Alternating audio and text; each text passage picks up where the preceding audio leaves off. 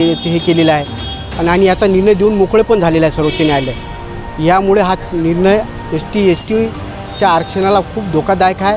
यांचं अस्तित्व संपुष्टात आणण्याचा निर्णय आहे, त्यामुळे मी याचा निषेध करतो। जरूर त्यांनी समाजाची दिशाभूल केलेली आहे आणि विचारवंत असेल तर त्यांनी पुन्हा त्याचा विचार करून समाजासाठी पुन्हा काहीतरी करावे।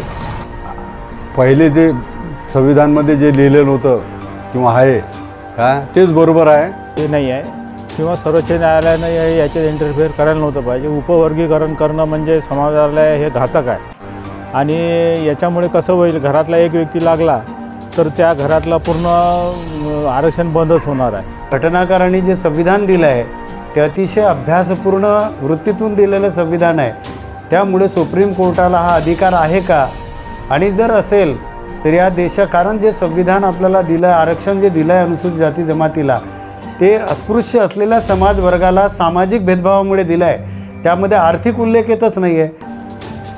दलितांवर जे अन्याय अत्याचार आहेत ते आज तागायत सुरू आहेत, तेव्हा कुठंतरी दलित समाजाने सगळ्या समूहाने दलित समाजातल्या निव्वळ बौद्धच नाही जेवढे काही समूह आहेत सर्वांनी एक संघ होऊन या घटनेचा निषेध केला पाहिजे। या संदर्भामध्ये आपण स्पष्ट असं भूमिका घेतली पाहिजे की अनुसूचित जाती जमातीच्या क्रिमिलेअर संदर्भामध्ये संविधानामध्ये अशा कुठल्याही प्रकारची तरतूद नाही आहे आणि घटनाकारांनी जे संविधान दिलं आहे ते अतिशय अभ्यासपूर्ण वृत्तीतून दिलेलं संविधान आहे, त्यामुळे सुप्रीम कोर्टाला हा अधिकार आहे का, आणि जर असेल तर या कारण जे संविधान आपल्याला दिलं आहे, आरक्षण जे दिलं आहे अनुसूचित जाती जमातीला, ते अस्पृश्य असलेल्या समाज वर्गाला सामाजिक भेदभावामुळे दिलं आहे, त्यामध्ये आर्थिक उल्लेख येतच नाही आहे। त्यामुळे आर्थिक निकष लावणे किंवा त्याच्यावर क्रिमिनल लावणे म्हणजे या समाजाच्या प्रगतीमध्ये अडथळे निर्माण करून या समाजाचा जो विकास होता त्या विकासाला कुठेतरी एक प्रकारचं डायव्हर्शन करण्याचा प्रयत्न आहे। त्या संदर्भात या देशामध्ये अनुसूचित जाती जमातीच्या आणि इतर सर्व जे आरक्षणधारक आहेत त्या सर्व समूहाने एकत्र येऊन यावर राष्ट्रव्यापी चिंतनाची फार काळाची गरज आहे, कारण हे नुसतं अनुसूचित जाती जमातीच्या दृष्टीचं नाही आहे, उद्या ओबीसीचं आरक्षण आहे, उद्या गरीब मराठ्यांचं आरक्षण आहे, म्हणजे आरक्षणाच्या नावावर इथल्या समूहाला लढवण्याचा हा प्रयत्न तर नाही ना। या संदर्भामधली गंभीर विचारधारा या संदर्भातलं राष्ट्रव्यापी चिंतन करण्याची गरज आहे आणि म्हणून त्या क्रिमिलेअरला आमचा विरोध आहे, कारण 5000 वर्षापासून ज्या पिढ्या गुलामीत राहिल्या आहे, आर्थिक शोषणाला त्या बळी पडल्या आहे, अमानुषतेच्या भेदभावाला बळी पडलेल्या आहेत, त्याला संविधानाने आरक्षण देऊन आता कुठंतरी सुरुवात झालेली आहे आणि अशा या राष्ट्रविकासाच्या प्रवाहामध्ये इथला अनुसूचित जाती जमातीचा समूह पुढे जात असताना त्याला थांबवण्याचं षड्यंत्र तर नाही ना। या संदर्भामध्ये आपण विचार करण्याची गरज आहे, त्यामुळे या बाबीला आमचा विरोधच आहे। या संदर्भात दुर्दैवाने असं म्हणावं लागेल की ज्या काँग्रेसने याचा विरोध करायला पाहिजे ते आज समर्थन करता, हे अतिशय दुर्दैवाची बाब आहे आणि त्यामुळे सर्वपक्षीय बैठक बोलावणे फार काळाची गरज असून यासाठी अनुसूचित जाती जमातीचे जे खासदार आहेत त्यांनी सर्व एकत्र येऊन पंतप्रधानांना भेट घेऊन त्या संदर्भामधलं एक नवीन धोरण तयार केलं पाहिजेत, परंतु काँग्रेस पक्षाने अशी भूमिका घेणं म्हणजे दुटप्पीपणा होय आणि हे असं घ्यायला नको आहे त्यांनी, कारण आरक्षणाचा मुद्दा अनुसूचित जाती जमातीच्या एकंदरीत सामाजिक आर्थिक व त्याच्या एक प्रकारच्या असं म्हणता येईल आपल्याला की रिझर्वेशन केवळ विकासात्मक नाही आहे, विकासासाठी रिझर्वेशन नाही आहे, आरक्षण हे ते प्रतिनिधित्व आहे, त्या समूहाचं प्रतिनिधित्व जर काँग्रेस नाकारत असेल तर या संदर्भामध्ये फार मोठी गंभीर अशी बाब आहे।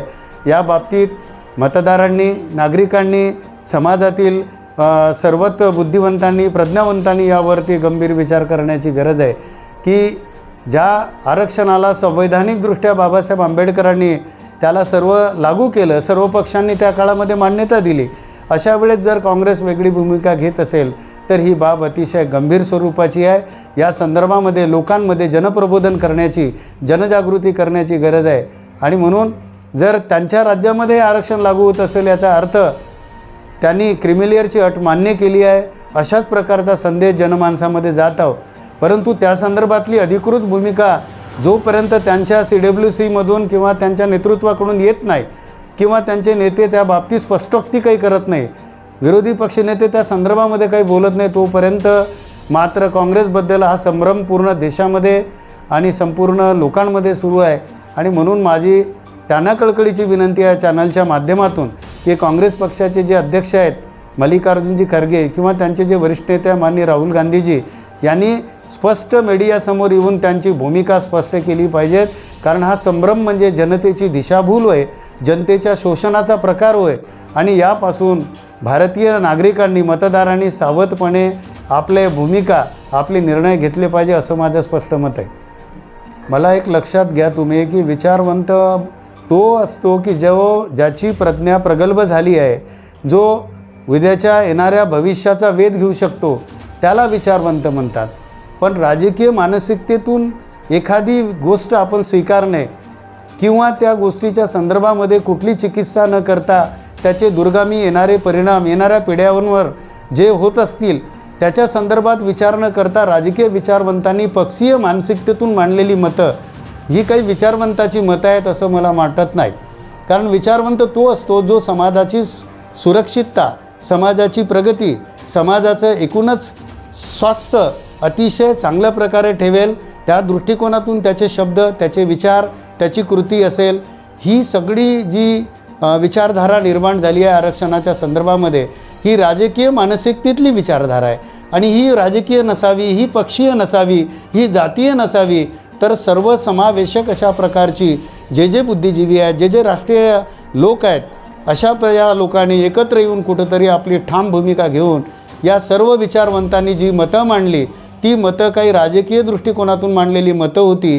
ती मतं आर्थिक सामाजिक संशोधनात्मक येणाऱ्या परिस्थितीच्या आव्हानाच्या बाबतीतली मतं होती का या संदर्भात सुद्धा नवचिंतन करण्याची गरज आहे असं माझं मत आहे. वंचित बहुजन आघाडी तसेच सम्यक विद्यार्थी आंदोलनाच्या वतीने या विचारवंतांना जाब विचारण्यासाठी त्यांच्या घरावर आंदोलने केली होती. हे आंदोलने योग्य आहेत का? तुम्ही काय सांगाल यावर?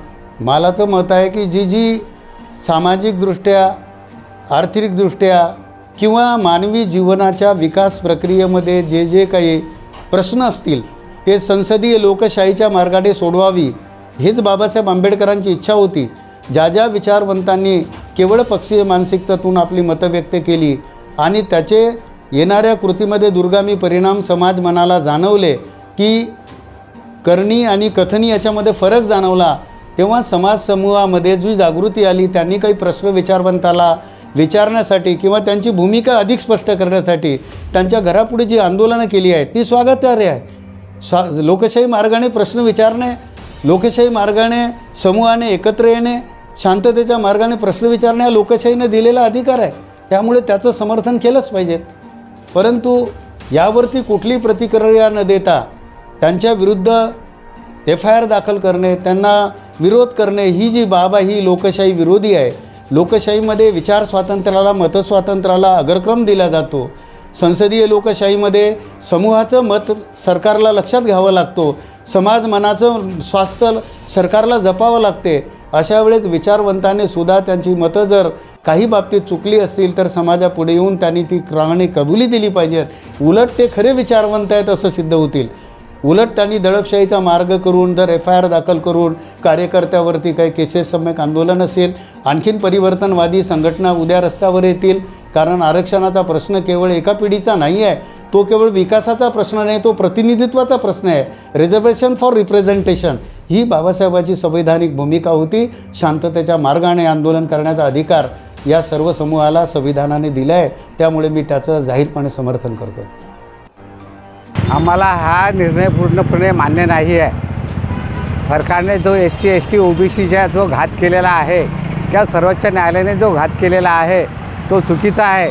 सरकारने याच्यावर फेरविचार करून SC ST OBCना आरक्षण देण्याबाबतचा जो क्रिमिनलची अट घातलेली आहे और त्याचं जे वर्गीकरण केलेलं आहे ते चुकीचं आहे. ते पूर्णपणे रद्द करण्यात यावं. काँग्रेसची ही भूमिका दुपट्टी आहे. ज्यावेळेस मतं मागायचे SC ST OBCचे जे मतं मागितले त्यावेळेस त्यांनी काँग्रेसचा राखीव जागेसाठी किंवा इतर याच्यासाठी पाठिंबा होता. परंतु सर्वोच्च न्यायालयाने जो निर्णय दिला त्यांना पाठिंबा देणारे काँग्रेस ही आपल्याप्रमाणे चुकीचं आहे. जरूर त्यांनी समाजाची दिशाभूल केलेली आहे. आणि विचारवंत असेल तर त्यांनी पुन्हा त्याचा विचार करून समाजासाठी पुन्हा काहीतरी करावे.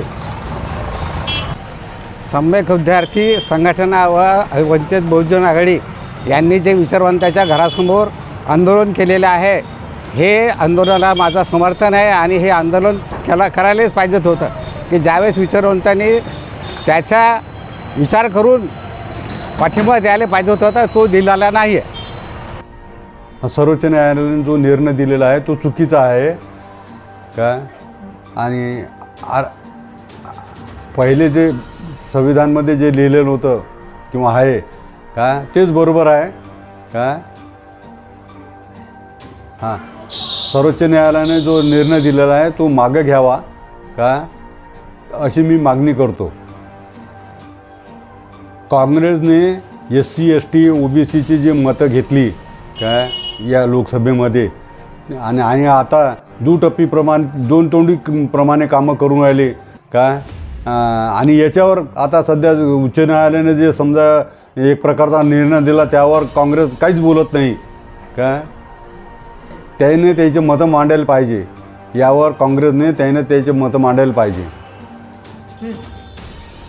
विचारवंत व उच्च अधिकारी या लोकांनी जे काँग्रेसला मतदान करायचं आवाहन केलं होतं का, आता त्या उच्च न्यायालयाने जो निर्णय दिला त्याच्याबद्दल आता काँग्रेसला काय हे लोक काहीच म्हणजे बोलू शकत नाही.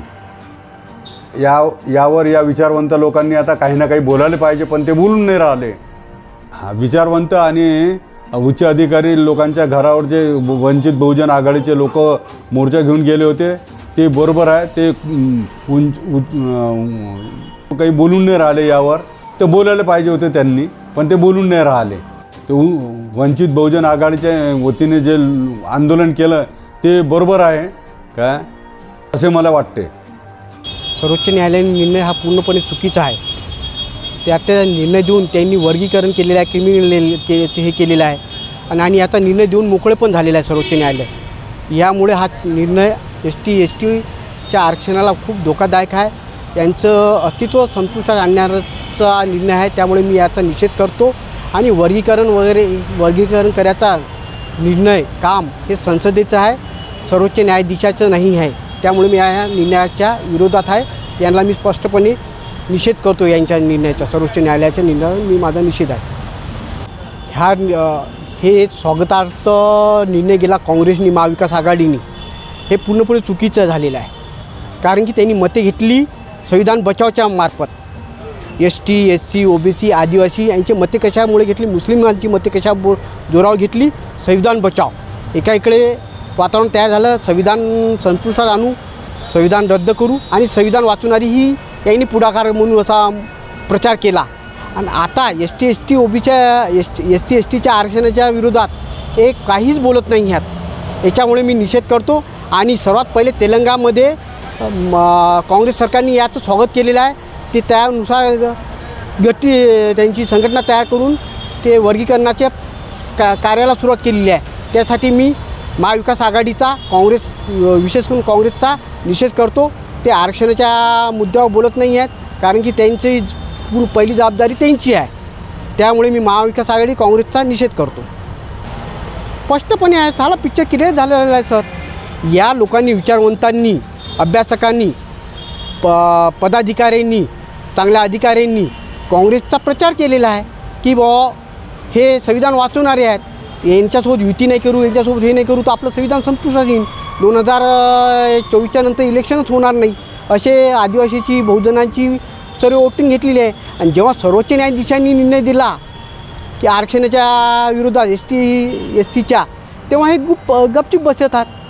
पण हे दुपटी भूमिका हे दोन तोंड विचारवंताची दिसत आहे ना, इथं काऊन चुप बसलेले आहेत ते.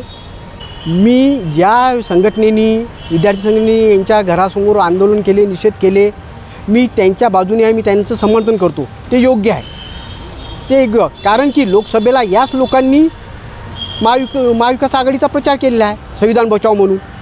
आणि आता याच जनतेचे आरक्षण संपुष्टात येत आहे, त्यांचं अस्तित्व संपुष्टात येत आहे, तर काँग्रेस प्रचार करत आहे. तर यांचं, या विचारवंताचं काम आहे त्यांना विरोध करणं, जाब विचारणं. विद्यार्थी संघटनेच्या बाजूनं आणखी उभं राहणं, आरक्षणाच्या विरोध, आरक्षणाचं क्रिमिनल वर्गीकरण नाही झालं पाहिजे म्हणून. हे आता चूप आहात, तर मग यांचा निषेध नाही केला पाहिजे, तर मग काय केलं पाहिजे? यासाठी मी निषेध करणारे, घरावर निषेध लावून आंदोलन करणारे यांच्या बाजूनं आहे, यांच्या बाजूनं राहील. आणि हे आंदोलन पुढे या विचारवंतांनी आरक्षणाच्या बाजूने बोलले नाही, भूमिका शांत ठेवली यांची, तर हे आंदोलन आणखी तीव्र होण्याचे चान्सेस नाकारता येणार नाही सर. नाही, आम्हाला तो निर्णय मान्य नाही आहे. कारण हे जे आरक्षण जे मिळालेलं आहे आम्हाला, हे संविधानानं दिलेलं आहे, संविधानाच्या याच्यात दिलेलं आहे, पार्लमेंटच्या याच्यात हे नाही आहे, किंवा सर्वोच्च न्यायालयानं याच्यात इंटरफेअर करायला नव्हतं पाहिजे. उपवर्गीकरण करणं म्हणजे समाजाला हे घातक आहे. आणि याच्यामुळे कसं होईल, घरातला एक व्यक्ती लागला तर त्या घरातला पूर्ण आरक्षण बंदच होणार आहे. त्याच्यामुळे हा जो निर्णय झालेला आहे, हा उपवर्गीकरणाचा, क्रिमिनल लागू करायचा, हे याच्या विरोधात आहे आम्ही. आणि तो सर्वोच्च न्यायालयानं बदल करावा, त्याला जो निर्णय दिलेला आहे त्याचा आम्ही निषेध नोंदवतो. आणि आमच्या समाजाला जे आरक्षण पूर्वी मिळालेलं आहे, बाबासाहेबांनी जे मिळवून दिलेलं आहे, त्याच्यासाठी त्याग केलेला आहे, त्या त्यागाचा हे आरक्षण आहे आम्हाला. तर उपवर्गीकरणाला आमचा पूर्ण विरोध आहे. झालेल्या निर्णयाचा आम्ही निषेध करतो. काँग्रेसला जे मतदान करायला सांगितलं होतं, ते सुशिक्षित जे लोक होते, समाजाचे जे पुढारी होते, काही लोक, त्यांनी काँग्रेसला मतदान करा, ते संविधान वाचवतील, आपलं आरक्षण वाचवतील, अशी त्यांची भूमिका होती. त्याच्यामुळे त्यांना लोकांनी काय आहे, त्यांच्या आव्हानाला बळी पडले आणि काँग्रेसला भरभरून मतदान केलं. परंतु आता आजची परिस्थिती अशी आहे की तेलंगणा राज्यामध्ये काँग्रेसचं सरकार असल्यानंतर काँग्रेसच पहिल्यांदा ते लागू करते आहे की बा तिथं ते क्रिमिनल आणि उपवर्गीकरण करण्याला त्याला प्राधान्य देत आहे. त्याच्यामुळे काँग्रेस ही दुटप्पी धोरण आहे, हे तर आता स्पष्ट दिसून राहिलं. याच्यात काही असं वेगळं नाही आहे, पण ते समाजाला घातक आहे हे समजायला पाहिजे. ज्या लोकांनी आता यापूर्वी असं सांगितलं होतं की बा काँग्रेस आपला बचाव करणार आहे, संविधान वाचवणार आहे, तेच त्या लोकांनी आता याच्यात पुढाकार घ्यायला पाहिजे. पण आता त्याच्या विरोधात कोणी बोलत नाही आहे, काँग्रेससुद्धा बोलत नाही. आता तो काँग्रेसचे सरकार ज्या राज्यात आहे ते जर पहिल्यांदा अंमलात आणत असेल तर याच्यापेक्षा शर्मेची बाब कोणती असेल, हे असू शकत नाही. त्याच्यासाठी समाजाची जी दिशाभूल झाली, जी हानी झाली, ती भरून निघण्यासारखी नाही आहे. आता जर उपवर्गीकरण जर केलं तर त्या उपवर्गीकरणाला काँग्रेसनेसुद्धा लागू करू नये. कारण की त्यांनी लोकसभेमध्ये आमच्या समाजाचे, बहुजन समाजाचे मतदान घेतलेलं आहे, ते याच आधारावर घेतलेलं आहे की बा आम्ही तुमच्या आरक्षणाचे बचाव करू, संविधानाचा बचाव करू. तर त्यासाठी काँग्रेसनं याच्यापासून काहीतरी बोलायला पाहिजे, परंतु आता ते मूग गिळून बसलेलं आहे. तर त्याचासुद्धा आम्ही निषेध करतो या ठिकाणी. नाही, आमची बरोबर आहे, दुतोंडी हे भूमिका ज्यांनी जे घेतलेली आहे, आम्ही जे आंदोलन करून राहिले आता वंचितचे लोक, जे सुशिक्षित लोकांच्या घरावर, की बा आता कसं आहे, काँग्रेसनं हात वर केले, BJP तर विरोधात आहेतच. त्याच्यामुळे आता कसं आहे, ज्या लोकांच्या घरावर आंदोलन करून आहे त्याला आमचा पाठिंबा आहे. आम्ही एकमुखाने त्याला पाठिंबा देतो की बा समाजात जे वर्गीकरण होणार आहे, SC ST OBC, त्याच्यापासून आम्हाला मान्य नाही असं. याच्यासाठी आम्ही त्याच्यासाठी जे आंदोलन सुरू आहे त्याला आम्ही पाठिंबा देतो. नाही, त्या निर्णयाचा मी सर्वोच्च न्यायालयाच्या निर्णयाचा निषेध करतो. आणि न्यायालयाने जो निर्णय दिलेला आहे तो SC ST यावर अन्यायकारक आहे. राज्यघटनेमध्ये तशी तरतूद नाही. डॉक्टर बाबासाहेब आंबेडकरांनी सुद्धा तशी तरतूद केलेली आहे. कारण सर्वोच्च न्यायालयात तो अधिकार नाही. जो अधिकार आहे तो पार्लमेंटला आहे, संसदला आहे. त्याच्यामुळे हा निर्णयाचा आम्ही विरोध करतो. प्रसंगी आम्ही आंदोलनसुद्धा करू. तो निर्णय चुकीचा आहे जो राज्यकर्त्यांनी घेतलेला आहे. काँग्रेसने जे या आरक्षण बचावचं हे जे केलेलं आहे ते फक्त मतं मिळवण्यासाठी, दलितांच्या सहानुभूती मिळवण्याकरिता आहे. वास्तविकता आम्हाला काँग्रेस आणि भाजपा दोघांची काही घेणदेणं नाही. दलितांवर जे अन्याय अत्याचार आहेत ते आज तागायत सुरू आहेत. तेव्हा कुठंतरी दलित समाजाने, सगळ्या समूहाने, दलित समाजातल्या, निव्वळ बौद्धच नाही, जेवढे काही समूह आहेत सर्वांनी एक संघ होऊन या घटनेचा निषेध केला पाहिजे. या लोकांनी जे काँग्रेसला मतदान करा असं आवाहन केलं होतं ते सर्वस्वी चुकीचं आहे. कारण काँग्रेसने कधीच दलितांचं हित जोपासलं नाही. 70 वर्षामध्ये हा इतिहास आहे आणि पुढेही ते जोपासणार नाहीत. आणि त्यांनी जे काही आपल्या सुशिक्षित लोकांनी काँग्रेसला मतदान करा असा जो निर्णय केला आहे त्याच्या मी विरोधात आहे व्यक्तिशः.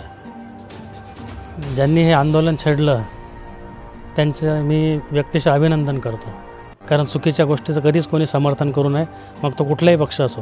डॉक्टर बाबासाहेब आंबेडकरांना जो अभिप्रेत हे आहे समाज आहे, त्यांनी जे आपल्याला शिका संघटित व्हा त्याच पद्धतीनं आपण संघर्ष केला पाहिजे. सगळ्या युवकांनी, समाजातल्या लोकांनी कुठल्याही आमिषाला बळी पडू नये.